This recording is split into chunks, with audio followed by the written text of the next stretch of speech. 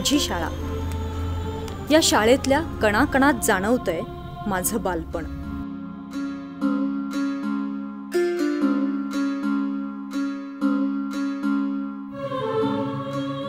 पहिल्या दिवशी शाळेत सोडताना काय स्वप्न पाहिली असतील बरं आमच्या आईवडिलांनी.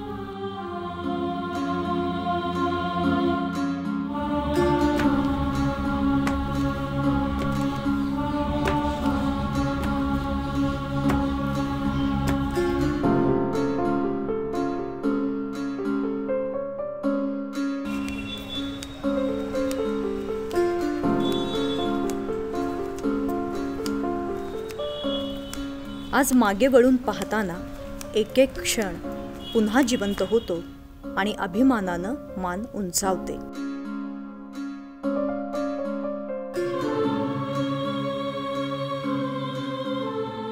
हजारो मुलांना घडवणारी ही वास्तू आजही चिमुकल्यांना धडे देतीये, वृद्ध झाली तरीही.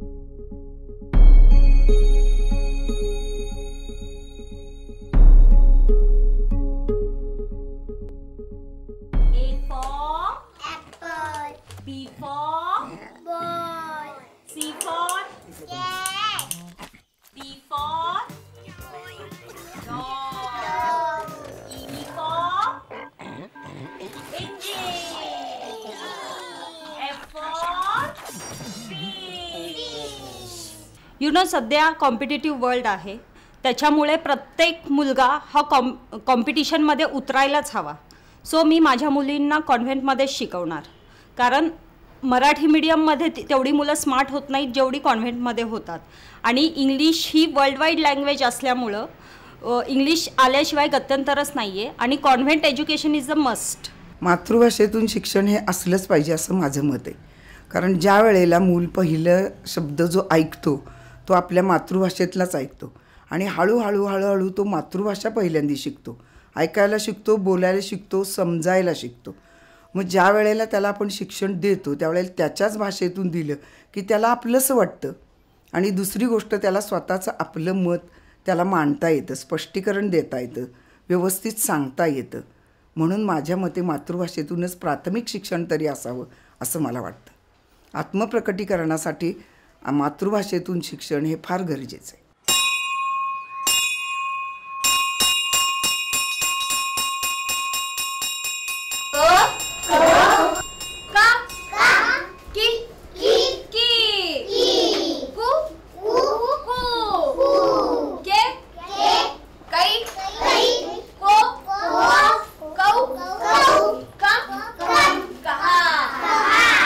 प्रत्येक मुलाला पहिल्यांदी ही भीती असते की आपण घराच्या बाहेर पडतोय. घराच्या बाहेर पडतोय म्हणजे पहिल्यांदी त्याला घाबरायला होतं आणि आईपासून दूर जायचं ही कल्पनाच त्याला सहन होत नाही.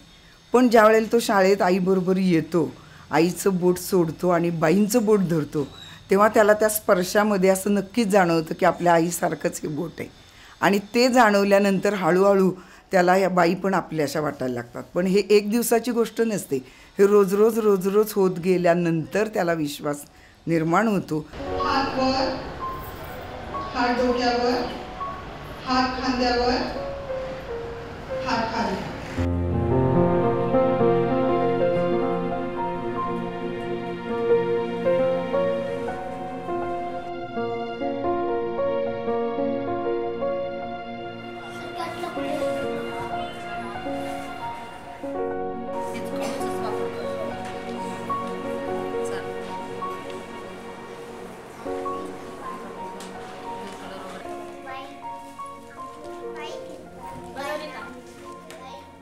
मुलाचे पाय पाळण्यात दिसतात, पण ते खरं कुणाला दिसतात? तर आईला न दिसता शिक्षकांना दिसतात. त्याचं कारण असं आहे की आईनंतर बाई ह्या त्यांच्या जवळच्या असतात आणि मनातलं सगळं बोलण्याचं ठिकाण जसं आईजवळ असतं तसं घरातलं सगळं सांगायला बाई असतात. मग ज्यावेळेला तो बाईंशी बोलतो, बाईंशी सगळ्या गप्पा मारतो, त्यावेळेला बाईंना हळूहळू कळतं की या मुलाला काय आवडतं काय नाही. आणि मग नाच शिकवताना, गोष्टी सांगताना, कविता शिकवताना, धडे शिकवताना प्रत्येक मुलाकडं बाईंचं अतिशय बारकाईने लक्ष असतं.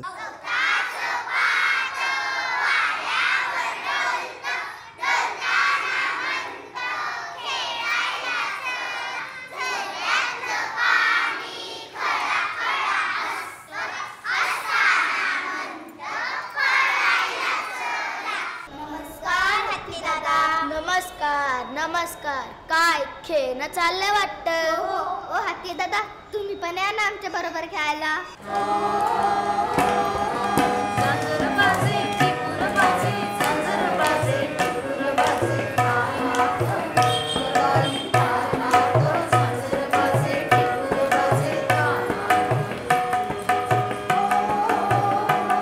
प्रत्येक पालकांची अशी इच्छा असते की माझा मुलगा डॉक्टर व्हावा, इंजिनियर व्हावा किंवा एक चांगला नट व्हावा, एक चांगली नर्तिका व्हावी. पण त्या मुलीचा नाचच येत नसेल आणि तुमचाच आट्टा असेल तर उपयोग काय त्याचा? पण तिला जर चित्रकला चांगली येत असेल तर तिने चित्रकला करावी ना. म्हणजे कुठलंही क्षेत्र वाईट नसतं, त्याच्यात त्यांना स्कोप मिळाला की ती मुलं पुढं जातात. शेवटी कसं आहे, आवडीची गोष्ट करताना प्रत्येक व्यक्तीला आवडीची गोष्ट करताना आनंदही मिळतो आणि ती मनापासून चांगली होते. बाई नमस्ते, ओळखलं का? हो, अरे टीव्हीवर दिसतोस की तू डॉल्फीच्या गाण्यावर काय नाचलास तू. हो, पण मला ओळखलं का तुम्ही? मी श्रीकांत मोहन यादव, 1981चा बॅचचा, इथनं 4थी पासआउट झालो. पण मग आता हे नृत्य आणि हे सगळं ह्याविषयी काय म्हणूया, मूळ ते ह्या शाळेतनंच मला मिळालं असं मला वाटतं. कारण नंतर मग पुढे शैक्षणिक हे करत असताना मी इंजिनियर झालो, बऱ्याच गोष्टी केल्या, बऱ्याच मोठ्या कंपन्यात कामं केली. पण पॅरलली कलेविषयक नाळ जोडून ठेवणाऱ्या जे काही गोष्ट होती ती म्हणजे ही शाळा होती. शाळेमध्ये मी ज्या स्पर्धांमध्ये भाग घेतला, मी गीतेच्या अध्यायाच्या स्पर्धेत भाग घेतला, मनाचे श्लोक म्हटले, एकदा टिळकांवरती मी भाषण केलं.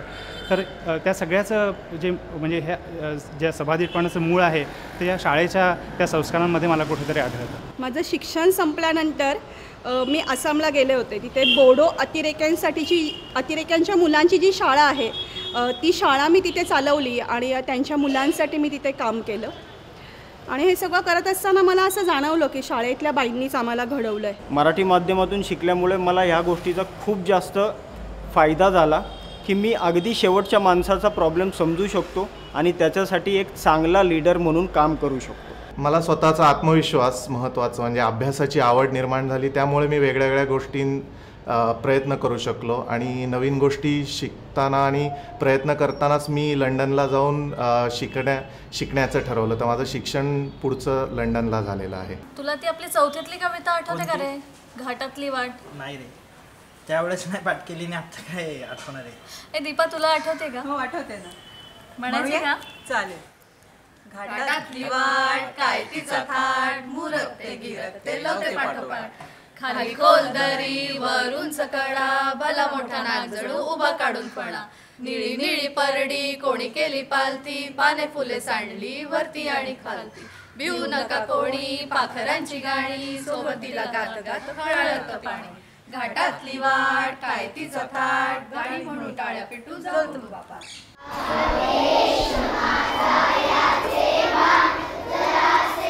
तिचे गोळे असतात तो अगदी निरागस असतात आणि त्यांना आपल्याला घडवायचे हे उद्दिष्ट डोळ्यासमोर ठेवून आमचं कार्य सुरू असतं. त्यासाठी पगाराची विचाराची गरजच नाही, कारण हे एक व्रत आहे आणि आनंद मिळणारं काम आहे. याच्यातनं आम्हाला भरपूर आनंद मिळतो, कारण यातनं घडण होते. आज समाजाची घडण होते, समाजातले नागरिक घडतात. म्हणून आम्हाला या मुलांना शिकवण्यात अतिशय आनंद असतो आणि हे जो आमचा प्राथमिक शिक्षकाचा पेशा आहे त्याचा आम्हाला अभिमान आहे.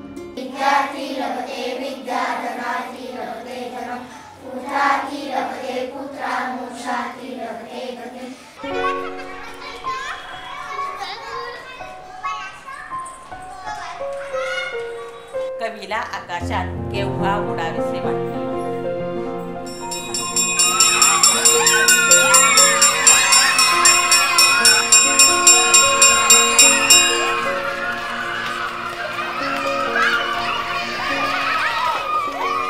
पहिली ते चौथीच्या 6-6 तुकड्या होत्या.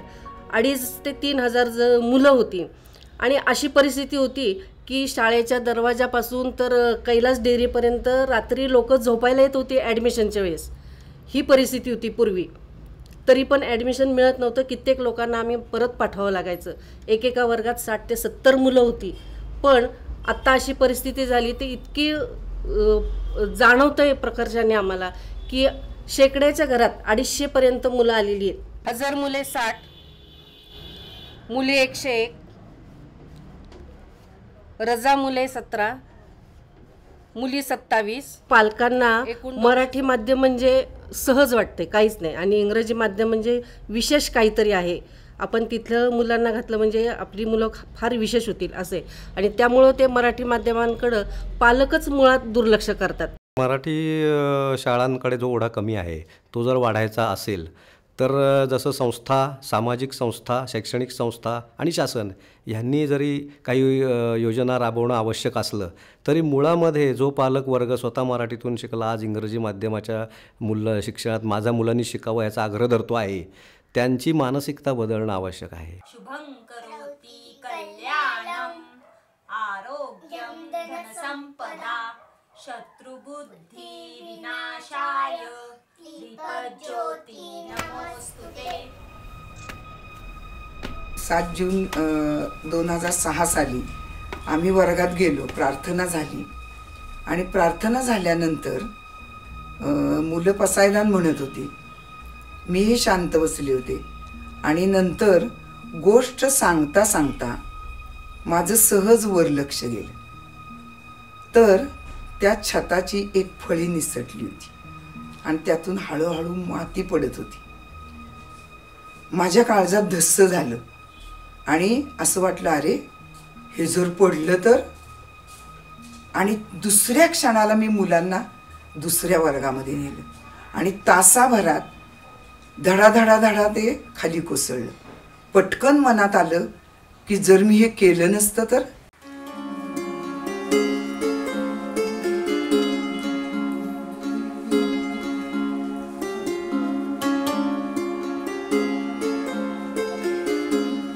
त्या दिवशी असं वाटलं की खरंच इतकी वर्ष मी धावले का, खरंच इतकी वर्ष मी सर्व्हिस केली आहे का.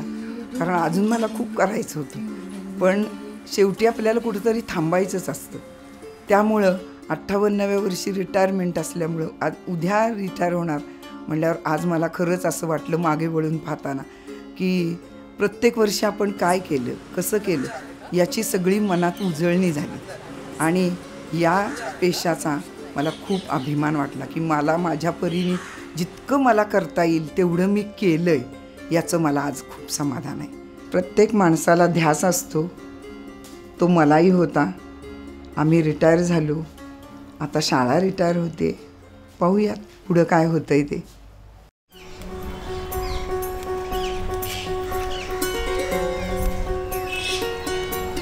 पुन्हा शोधाव्याशा वाटतायत आमच्या फाटलेल्या वह्या, जपलेली पुस्तकं, रेनकोट आणि ताई दादाचा जुना स्वेटर.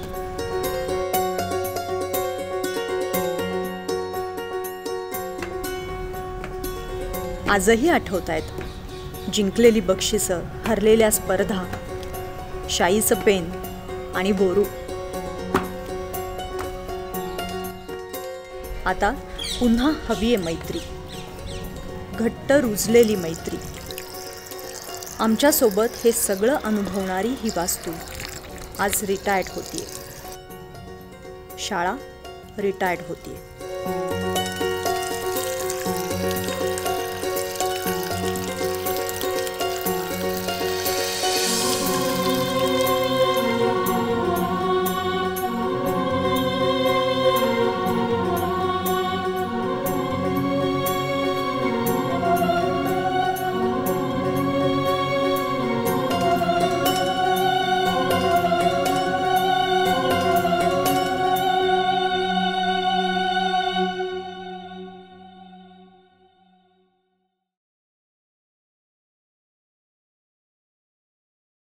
मी स्वतः पुण्यातल्या म्युनिसिपल कॉर्पोरेशनच्या शाळांमधून शिकलेला विद्यार्थी आहे.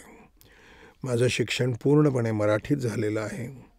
A for apple, B for bat हे मला 8वीत मी गेल्यानंतर शिकायला मिळालं. त्यामुळे कदाचित मला असं वाटतं की ही फिल्म ही माझ्या मेंदूपर्यंत, माझ्या हृदयापर्यंत जाऊन मला स्पर्श करणारी झाली. ह्या शाळेची ही अशी विपन्नावस्था पाहून आतल्या आत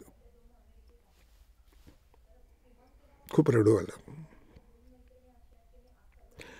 आपण सगळ्यांनी जर थोडासा विचार केला तर आणि तरच हे शक्य आहे की अशा तऱ्हेच्या शिक्षण संस्था ज्यांनी 70 80 वर्ष 100 वर्ष शिक्षण देण्याचा हा यज्ञ उभा केलेला आहे, तो विजतोय की काय असं भय निर्माण झालेलं असताना आपण सगळ्यांनी असं प्रयत्न केला पाहिजे की फूल ना फुलाची पाकळी असं काहीतरी करून, मग ते शारीरिक श्रम असोत, वैचारिक असोत, आर्थिक असोत, आपण ह्या शाळा, या शैक्षणिक संस्था ह्या पुन्हा नीट उभ्या राहाव्यात याकरता काहीतरी प्रयत्न केले पाहिजेत. याची बोच देणारी अशी ही फिल्म बनवलेली आहे. ही फिल्म तिने केली आहे. हिला शासनानेही या फिल्मची दखल घ्यावी. मुख्यमंत्र्यांना मी विनंती करतो की फडणवीस साहेब, तुम्ही आणि शिक्षण मंत्री, सांस्कृतिक कार्यमंत्री विनोद तावडे यांनी जरा जातीने लक्ष देऊन अशा तऱ्हेच्या